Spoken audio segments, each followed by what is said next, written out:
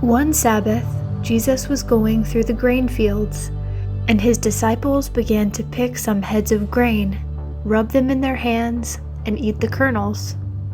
Some of the Pharisees asked, "Why are you doing what is unlawful on the Sabbath?" Jesus answered them, "Have you never read what David did when he and his companions were hungry? He entered the house of God, and taking the consecrated bread, he ate what is lawful only for priests to eat, and he also gave some to his companions."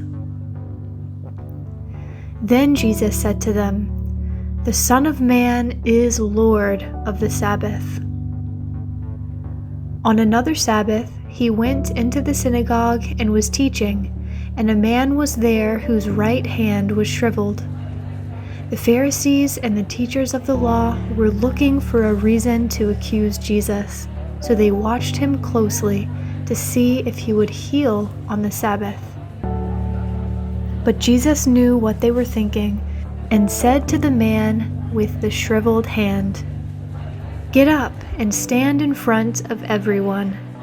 So he got up and stood there. Then Jesus said to them, "I ask you, which is lawful on the Sabbath, to do good or to do evil, to save life or to destroy it?" He looked around at them all and then said to the man, "Stretch out your hand."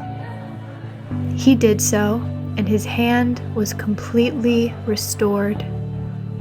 But the Pharisees and the teachers of the law were furious and began to discuss with one another what they might do to Jesus. One of those days, Jesus went out to a mountainside to pray and spent the night praying to God. When morning came, he called his disciples to him and chose 12 of them, whom he also designated apostles: Simon, whom he named Peter, his brother Andrew, James, John, Philip, Bartholomew, Matthew, Thomas, James, son of Alphaeus, Simon, who was called the Zealot, Judas, son of James, and Judas Iscariot, who became a traitor. He went down with them and stood on a level place. A large crowd of his disciples was there, and a great number of people from all over Judea, from Jerusalem, and from the coastal region around Tyre and Sidon, who had come to hear him and to be healed of their diseases. Those troubled by impure spirits were cured, and the people all tried to touch him, because power was coming from him and healing them all. Looking at his disciples, he said, "Blessed are you who are poor, for yours is the kingdom of God. Blessed are you who hunger now, for you will be satisfied.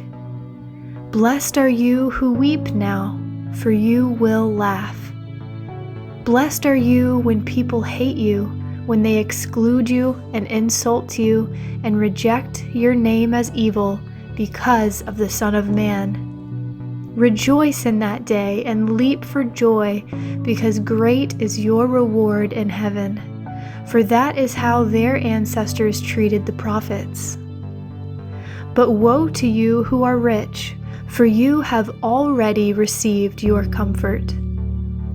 Woe to you who are well fed now, for you will go hungry. Woe to you who laugh now, for you will mourn and weep. Woe to you when everyone speaks well of you, for that is how their ancestors treated the false prophets. But to you who are listening, I say, love your enemies, do good to those who hate you, bless those who curse you, pray for those who mistreat you. If someone slaps you on one cheek, turn to them the other also.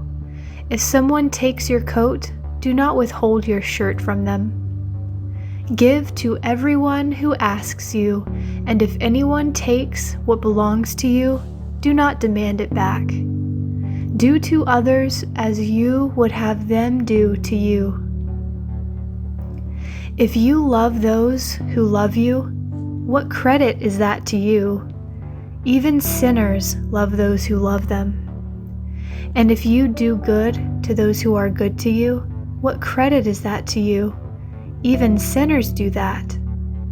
And if you lend to those from whom you expect repayment, what credit is that to you? Even sinners lend to sinners, expecting to be repaid in full. But love your enemies, do good to them, and lend to them without expecting to get anything back. Then your reward will be great, and you will be children of the Most High, because He is kind to the ungrateful and wicked. Be merciful, just as your Father is merciful. Do not judge, and you will not be judged. Do not condemn, and you will not be condemned. Forgive, and you will be forgiven.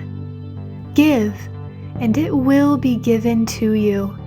A good measure, pressed down, shaken together, and running over, will be poured into your lap. For with the measure you use, it will be measured to you. He also told them this parable. Can the blind lead the blind? Will they not both fall into a pit? The student is not above the teacher, but everyone who is fully trained will be like their teacher. Why do you look at the speck of sawdust in your brother's eye and pay no attention to the plank in your own eye? How can you say to your brother, "Brother, let me take the speck out of your eye," when you yourself fail to see the plank in your own eye? You hypocrite! First take the plank out of your eye, and then you will see clearly to remove the speck from your brother's eye. No good tree bears bad fruit, nor does a bad tree bear good fruit. Each tree is recognized by its own fruit. People do not pick figs from thorn bushes or grapes from briars. A good man brings good things out of the good stored up in his heart, and an evil man brings evil things out of the evil stored up in his heart. For the mouth speaks what the heart is full of. Why do you call me Lord, Lord, and do not do what I say? As for everyone who comes to me and hears my words and puts them into practice, I will show you what they are like. They are like a man building a house who dug down deep and laid the foundation on rock. When a flood came, the torrent struck that house but could not shake it, because it was well built. But the one who hears my words and does not put them into practice is like a man who built a house on the ground without a foundation. The moment the torrent struck that house, it collapsed and its destruction was complete.